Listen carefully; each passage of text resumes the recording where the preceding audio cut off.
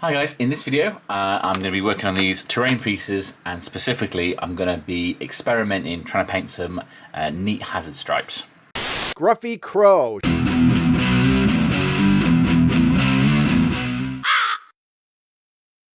So in the past I've tried to paint hazard stripes freehand, and I've tried even slicing up really fine little bits of sort of regular masking tape. So just getting a piece of masking tape like this and sort of cutting stripes out of it and then sort of applying them to the model, which was alright, and I got fairly good results with it, but they weren't the neatest thing or the easiest to work with. So I had a little look on the internet and I found this on eBay.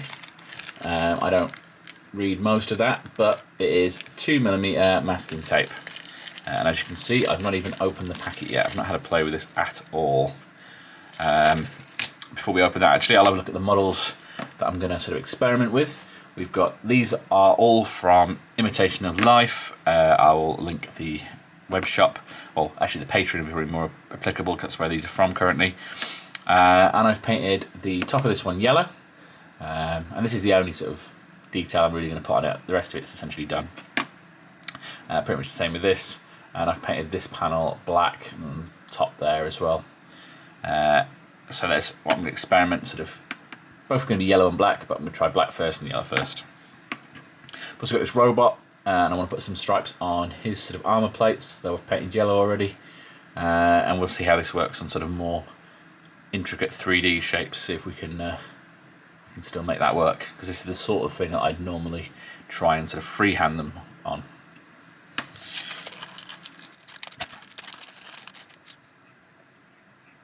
Alright, let's try the top of this.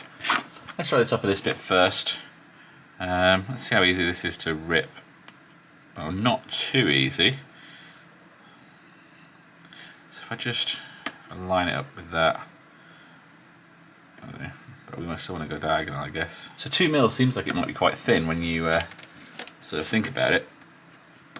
But then when you actually start applying it to a model, you realise it's actually kind of, it's a fair distance. What I'm going to try doing here is I'm going to try laying this piece down right next to the previous one, and I'm just using my knife to cut little strips here. I think this is working, rather than trying to pull it apart. So then when we lay the third piece down, get that nice and close as well. That means when I pull up this second one, we should have a 2mm gap there. And we're not going to have room for a third one, so that's interesting. Let's continue this on this one. So this tape's actually quite easy to use so far, and I'm actually finding the best way to cut bits is I've got a pair of sharp snips here, and that makes quite clean little lines.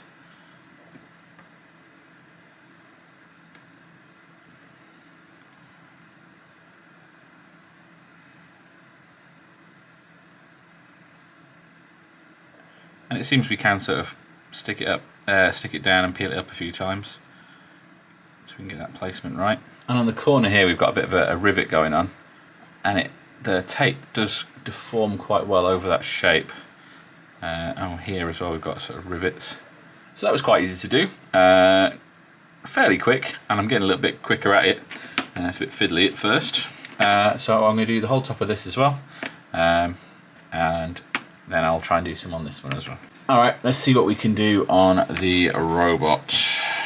I've also discovered that there's a sort of enough glue on these strips that when you put them down, so I'm trying to line these up next to each other at the moment, you can kind of just use the point of the knife and move them around a little bit, so you can make sort of small changes.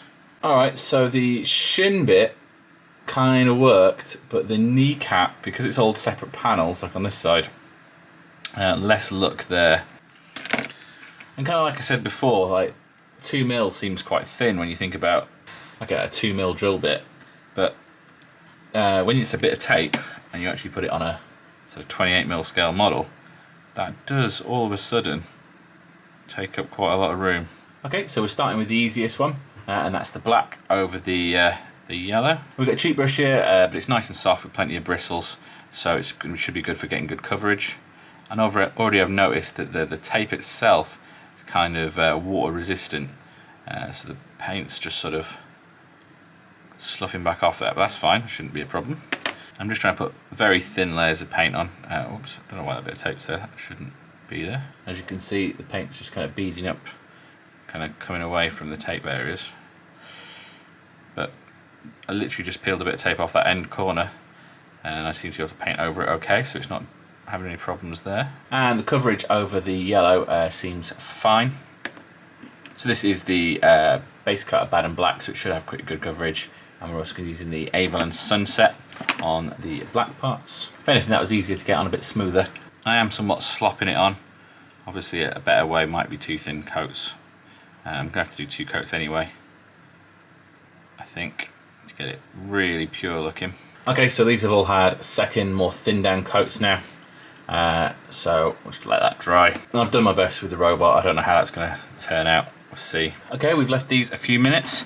Let's see what we've got. Let's start with what I think is going to look the worst, actually. Yeah, so we've just lifted this piece, and because of the curves and the shapes, it kind of ended up, the brush clearly let paint go underneath where the strip was. Yeah, same again there. So we're not getting those nice neat lines. Then we got quite a neat line across the kneecaps, but even then there's some incursion. I think as well on this one it didn't like the various bolts and things. So I think I'd have probably been better off on this model trying to do this freehand, which is obviously what I'll have to go and do now, because I like the look. I think thematically that works, and I'll do these top kneecaps and everything. See how the head one went.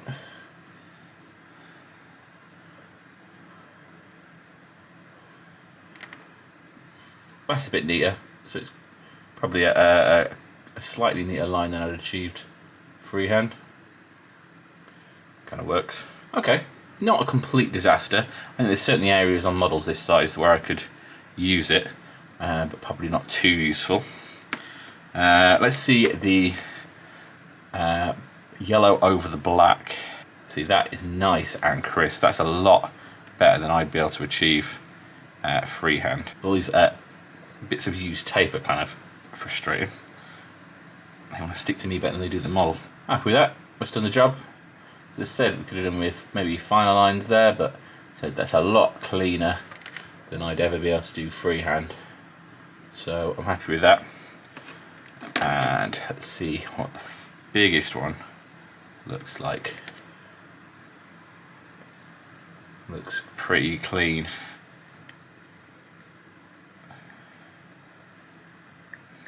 Now the problem I had with these ones was because the lines are a bit longer, the tape was almost trying to sort of curve and move. As you can see there, this line for instance gets thinner down the bottom.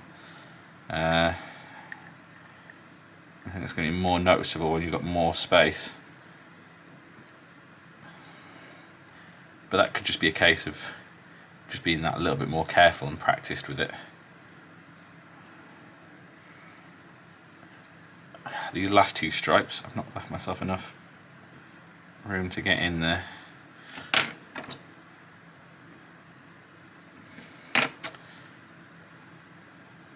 There we go. Now that is something I could have never done freehand, and actually I think that's worked really well. That's a nice effect. I don't think there's any real appreciable difference which way around we did it. So this is where we did black first and then yellow, and this was yellow first and then black. I don't think one's worked better than the other. I'd probably say the yellow and then the black actually has worked a little bit better. But this one would be harder, whereas on this one it means we've got the black down the edges of the panels. It's not so much on this one.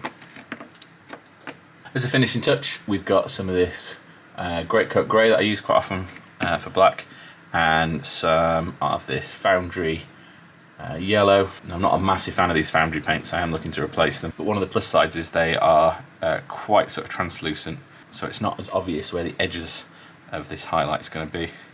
So as long as I stay within the lines,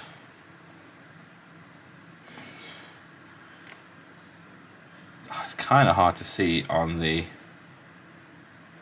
camera, but if you can, we've got up to this one. I've kind of elevated it from that sort of dull yellow you get with the base paint up to a sort of more true yellow. I've also had a go here with the grey, just to put a little bit of difference in, so it's not just solid black. I think that's going to be down to which model I do. I don't think that's going to look right on this guy. What I will do on this one though, with the grey highlight, is just go around the edges of the ones where it touches the edges. So like there. This brush has seen better days. And I'm going to add a little bit of my sponged on battle damage that I use normally on armour and stuff.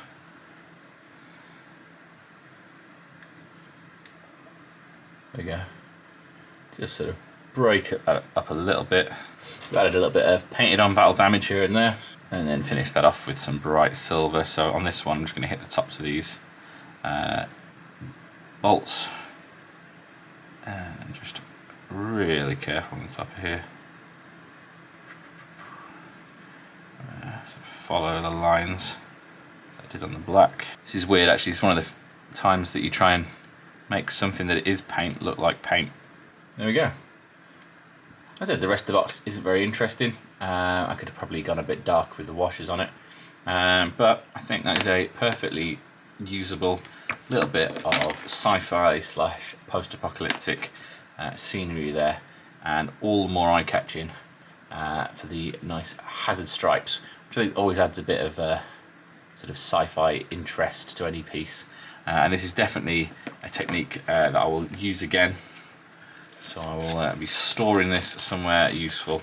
I've learnt my lessons. It doesn't necessarily work on sort of curvier shapes, but on nice flat areas like that, even where I was worried that the lines weren't quite as even as I'd want, using the method where I stack the tape up and then use that as the spacer, that seems to have given me some really consistent stripes. So yeah, definitely something I'll be using again. Keep a watch out for it in future videos. And that's all for this video. Please let me know what you thought down in the comments. Maybe subscribe for more. And as ever, thanks for watching. Bye.